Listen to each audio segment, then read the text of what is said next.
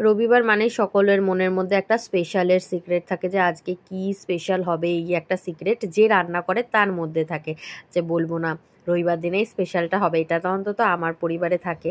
আমি সারা সপ্তাহে যতই মাংস করি, যাই স্পেশাল রান্না করি না কেন, আমার বরের আর মেয়ের মধ্যে থাকে যে আজকে স্পেশাল কিছু নিশ্চয়ই হবে, সানডে বলে কথা। তো চলো, এই সানডেতে আমি রবিবার দিন সকালবেলা উঠে স্পেশাল মশলা ধোসা বানিয়েছিলাম। আজকের ধোসাটায় চাটনি বানায়নি, কারণ চাটনি দরকার ছিল না। এই আলুটা এত সুন্দর খেতে লাগে, চাটনি বানালে ওটা পড়েই থাকে, তাই আর চাটনি বানাইনি। আর বলে দিই, আমি মনীষা, তোমরা দেখছো লেডিবং কিচেন। তো রবিবার দিনকে সকালবেলা মশলা ধোসা থেকে শুরু করে দুপুরের খাসির মাংসের রেসিপি এই ভিডিওতে পাবে, তো ভিডিওটা স্কিপ না করে পুরোটা দেখার অনুরোধ রইল। তো এই দেখো, এখানে আমি, চলো অনেক কথা বলা হয়ে গেছে, দেখিয়ে দিই। কড়াইতে সর্ষে, কারি পাতা, কাঁচা লঙ্কা ফোড়ন দিয়ে দিয়েছিলাম পেঁয়াজ কুচি। পেঁয়াজ কুচিটা হালকা ভেজে নিয়ে তাতে অ্যাড করে দিলাম নুন, হলুদ দিয়ে জল ঢেলে দিতে হবে। জল ঢালার পরেই আলুটা দিতে হবে। আর যদি তেলের মধ্যেই মানে পেঁয়াজ ভাজার সাথে আলুটা দিয়ে দেওয়া হয়, তাহলে আলু ভর্তা মতো খেতে হয়ে যায়। তো অবশ্য করেই পেঁয়াজ ভাজার পরে আলু সেদ্ধ করে রাখা আলুটা দিয়ে এরকমভাবে ম্যাশ করে নিতে হবে। আর একটু ধনেপাতা চাইলে অ্যাড করতে পারো, আবার নাও পারো। তো এই আমার মশলা ধোসার আলুটা মানে মশলাটা রেডি হয়ে গেছে। তো এটা চাইলে তোমরা আরেকটু শুকনো করে নিতে পারো, তো আমি শুকনো করেই নিয়েছিলাম। খুব বেশি একবারে আলু সেদ্ধর মতো শুকনো রাখিনি, যেহেতু চাটনি হচ্ছে না, তাহলে আরও বেশি শুকনো শুকনো খেতে লাগবে।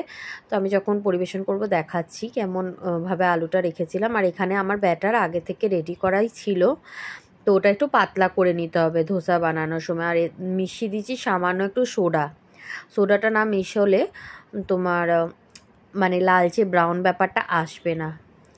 আর অবশ্য করেই তেল বুলিয়ে নেওয়ার পরে একটু জলের ছিটা দিতে হবে, না হলে ওটা ঠিক গোলা রুটি টাইপের হয়ে যায়। আমি আগে বুঝতাম না, তেল বুলিয়েই ধোসা ব্যাটার দিয়ে দিতাম, তাই আমার ওটা গোলা রুটির মতো হয়ে যেত। তো আমাকে একজন হাতে ধরে শিখিয়ে দিয়েছে, আমার পাশেই থাকে ও কেরালার, তো ও আমাকে শিখিয়েছে ঠিক কীভাবে বানাতে হয়। আমি ঠিক ওটাই ফলো করে বানাচ্ছি। এই দেখো আমার ধোসা রেডি। এটা মেয়েকে আমি দিয়ে দিতে যাচ্ছি খেতে। ও অনেকক্ষণ ধরে, আজকে লেটও হয়ে গেছিলো রবিবার দিনকে।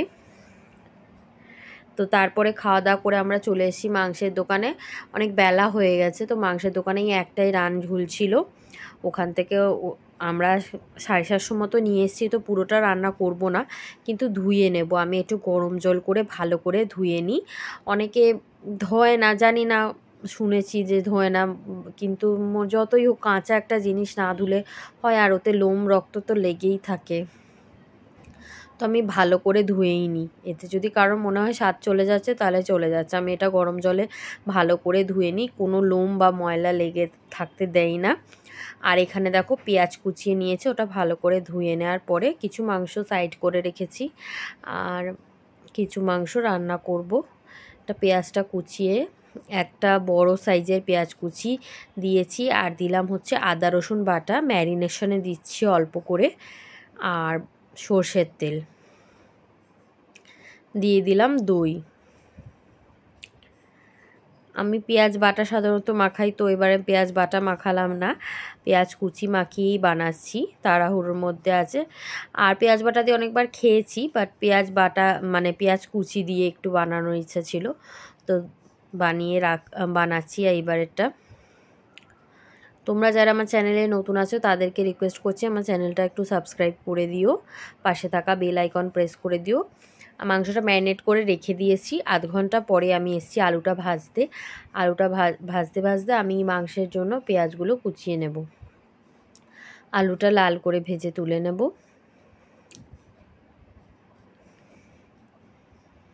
এরপর কুচিয়ে রাখা পেঁয়াজ দিয়ে দিলাম। কড়াইতে গোটা গরম মশলা ফোড়ন দিয়েছি, সেটা স্কিপ হয়ে গেছে, তো বলে দিলাম। কড়াইতে গোটা গরম মশলা ফোড়ন দিয়ে এখানে দিয়ে দিয়েছি 3টে পেঁয়াজ কুচি, মানে হাফ কেজি মাটনের জন্য একটা পেঁয়াজ কুচি মাখানো আছে, আর 3টে দিয়ে দিলাম। আর দিয়ে দিলাম হচ্ছে আদা রসুন বাটা আর টমেটো, একটা বড় গোটা টমেটো কেটে দিয়ে দিলাম। দিয়ে দিলাম সামান্য নুন, এতে করে ভালো করে টমেটোটা মিশে যাবে। দিয়ে ভালো করে কষিয়ে নেব, মানে ভেজে নেব। ওটা একটু ভাজা ভাজা হয়ে গেলে ম্যারিনেট করা মাটনটা দিয়ে দেব।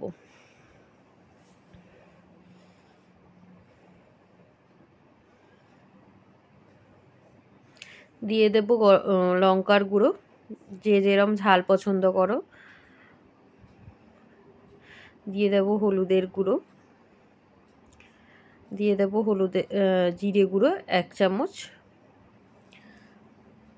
দিয়ে দেবো হাফ চামচ মতো ধনের গুঁড়ো।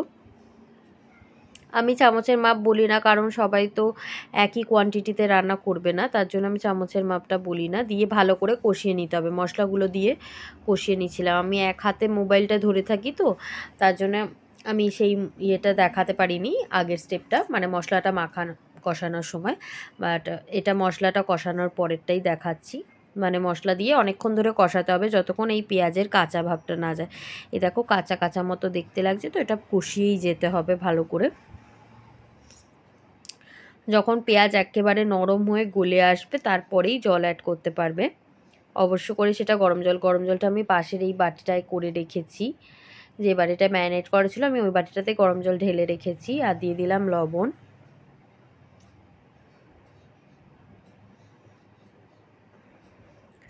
দিয়ে ওই জলটা ঢেলে দিয়েছি। লবণ দিয়ে কষানোর পরে জলটা ঢেলে দিয়েছি। এবার আমি কুকারে ট্রান্সফার করে নেব।